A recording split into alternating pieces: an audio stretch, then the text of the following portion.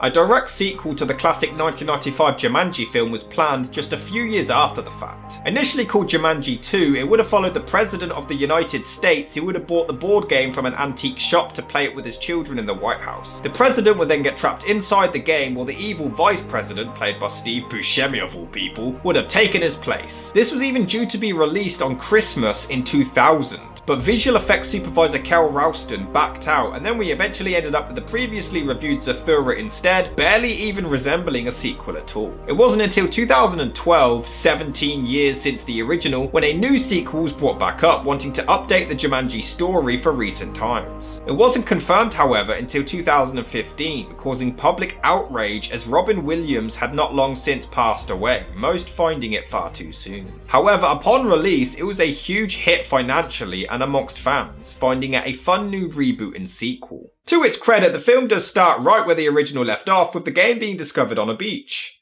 Although in the original it was in France, and here it's in the United States. The director failed geography. Board game? Who plays board games? Alright, funny way to update it.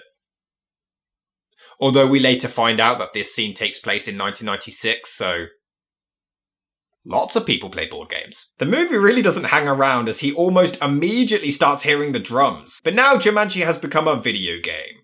I do like the update, but how does it do this?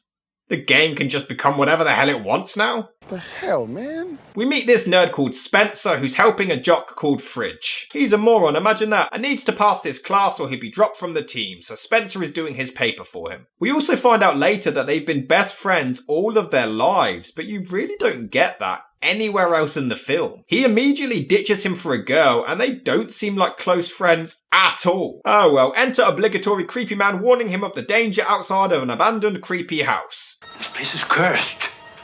Cursed. We also meet this conceited girl called Bethany, the coach played by Violet's mum from the Willy Wonka remake, and this shy girl called Martha. Why did you say that name? Spencer and Fridge do get caught cheating for some pretty decent comedy. I made him do it. You made him have you write his paper. Before they all end up in detention and make a shocking discovery. Yo, what's this? It's a fucking Atari, you uncultured whippersnappers! They all decide to play Jumanji and Bethany decides to play a curvy genius. Yeah, I hope you like the joke that Jack Black is fat. I'm an overweight middle-aged man. I'm still an old fat guy, right? Says the gorgeous karate badass to the old fossil guy who doesn't have any endurance. But to be fair, he absolutely nails this performance. Out of the four, he's really the only one consistently acting like his real-life counterpart, and he is having so much fun with it. What does that even mean? Yeah, they all get sucked inside Jumanji, and man, can you imagine waking up to discover that you're The Rock? And I have to say, The Rock has a bad rep for always playing himself in everything, and while I normally agree, he does give a different performance here. It's refreshing to see him play a nerd who's withdrawn and scared of everything, and he's easily my favourite character, giving some hilarious comedy. I don't have my Claritin, okay? And I'm allergic to almost everything. Is there a seatbelt? I don't want to do this! Really? I'm a nerd. In fact, they do even make fun of his generic acting that he does in every other movie. Smoldering intensity. The hell are you doing? Although it says he's fearless, but he's still constantly scared. Everyone else's skills match their actions throughout the film, so this doesn't make any sense. Bethany gets attacked by a hippo, and it turns out they only have 3 lives before they die for real, Freddy Krueger style. Then the weird exposition fairy shows up. Ah, Dr. Bravestone! Welcome to Jumanji! It really triggers me how he says Jumanji wrong every single time. Jumanji. We need your help at once! Whoa, guys, What's happening? Okay, what the hell is going on? I think it's a cutscene. Okay, I like a lot of the video game humour, but how does nobody else have any idea about video games? I mean, even later on, Fridge says, I don't know video games. wouldn't a jock play video games? But even then, why do none of them seem to know what a cutscene is? And later on, there's cutscenes that the players don't even get to see. So who are these cutscenes for? Did they forget it's meant to be a video game? So we get the backstory to Van Pelt, the weirdo who chased Alan in the first film. He's trying to steal a jewel, so they have to get it first and return it to a statue to return home. Bring me that jewel! Oh, here you go. Oh, you said jewel. Kevin Hart is really funny in this, but let's face it, he's just playing Kevin Hart. Get on my back. What? I would rather die. Jump on my back. Nope, I'm gonna die. We do get a rather amusing scene of Bethany trying to figure out how to piss with a dick. Jack Black is fantastic. Before there's tension between Spencer and Fridge, the former actually standing up for himself for the first time ever, but it doesn't last long as he's ripped a new one. There is a lot of sympathy for the character, and he even kills him, but he makes up for it.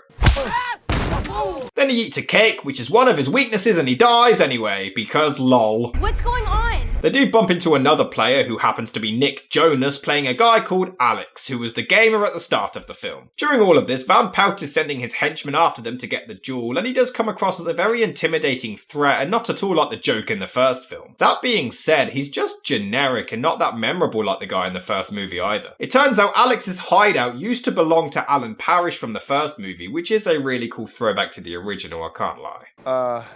Thanks. So Bethany teaches Martha to flirt with some guards so they can get by, and hilarity ensues as she can't do it and has to kick their ass instead. Why do they even need to do this whole routine? There's 4 of them with loads of weapons and just 2 guards. In fact, this game is so easy to get past. In both of these movies, the characters only do or say whatever they're programmed to do or say. If one of the players says something out of the ordinary, they just repeat themselves. It's literally the easiest thing ever to just lie to the characters to get by or trick the game's story. There's absolutely no skill required. And this is my issue with these movies. It's just not that interesting to enter Jumanji. It's great for Jumanji to come out into the real world, but it's just not that exciting for it to be the other way around. I love the video game concept, but they could have easily made it a mobile device, a phone, a Game Boy, a DS or something. I'm just not a fan of entering the jungle, especially when the writers don't fully understand video games themselves. We'll get to that. We also learn that the creepy abandoned house at the start belonged to Alex. He's from 1996 and has been missing for 20 years, so they find a helicopter, but Alex is the only one who can fly it and he refuses,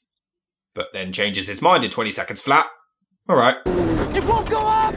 Oh, I know that feeling. So Bethany and Alex start to like each other, even though Alex is actually like 40 in real life, so bit creepy. Well, Spencer and Martha also like each other and have the sexiest kiss I have ever seen. Spencer does have second thoughts about being the hero, but man, this stupid, goofy comedy does manage to squeeze in a heartfelt message. It's a lot easier to be brave when you have lives to spare. It's a lot harder when you only have one life. We always only have one life, man. And hey, the special effects have certainly improved since the first movie as well. Van Pelt shows up and holds Bethany up for the jewel until the single greatest line in movie history. Zoology, bitch! That wasn't CGI, what are you on about? Game over.